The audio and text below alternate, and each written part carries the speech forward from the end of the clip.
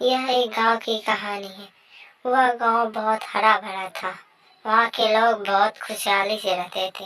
रात के समय चुड़ैल भी घूमती थी। एक दिन रामू नामक एक वह अपनी दोस्त के यहाँ घूमने के लिए जाता है।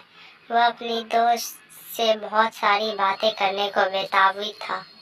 वह अपने दोस्त सोहन से मिला और उससे बहुत सारी बातें की। उसे देखा और वह भी बहुत खुश हुआ। बहुत सारी बातें की। फिर वो रामू घर जाने लगा।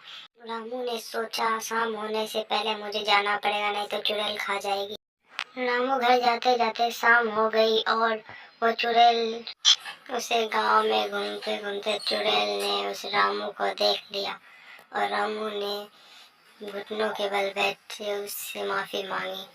बट रामू की एक ना चली और उसे रामू को मार डाला। चुड़ैल हंसते हंसते पूरे गांव में घूमती रही और दूसरा शिकार खोजी।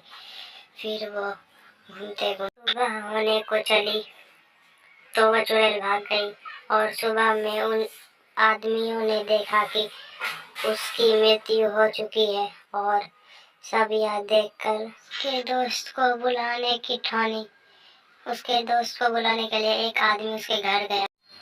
जब सारी बात सुनी तो वह हक्का बक्का रह गया और उसने कहा, ठीक है, मैं एक तांत्रिक को भेजता हूँ तुम्हारे गाँव। उसी समय एक तांत्रिक जी को कॉल किया और वह तांत्रिक जी को प्रणाम किया और उसने सारी बात तांत्रिक जी को बताई। फिर वह थोड़े से काम के लिए बाहर चले गया और उसने तांत्रिक जी को उस गांव भेज दिया। उस गांव में चुड़ैल को उसने शाम में देखा और उसे पकड़ा। फिर उन दोनों उसने बताया कि तुमने इन गांव वालों को क्यों मारा। इसने बोला क्योंकि मुझे इंसानों का मांस अच्छा लगता है, इसलिए। तो इसमें चुड़ैल बहुत मार करने के लिए राजी हो गई। फिर इस तांत्रिक ने अपनी पोटली से गंगा जल का एक बोतल निकाला और उस चुड़ैल को वहीं मार डाला। फिर सारे गांव वाले उस तांत्रिक को शुक्रिया किए और तांत्रिक जी अपने घर को वापस लौट गए। आप सिर्फ बड़े यूट्यूबर को ही सब्सक्राइब करते, किसी छोटे को भी कर दिया करो मेरे भाई। चैनल पे नए हैं तो चैनल को सब्सक्राइब एवं लाइक करना नहीं भूलें।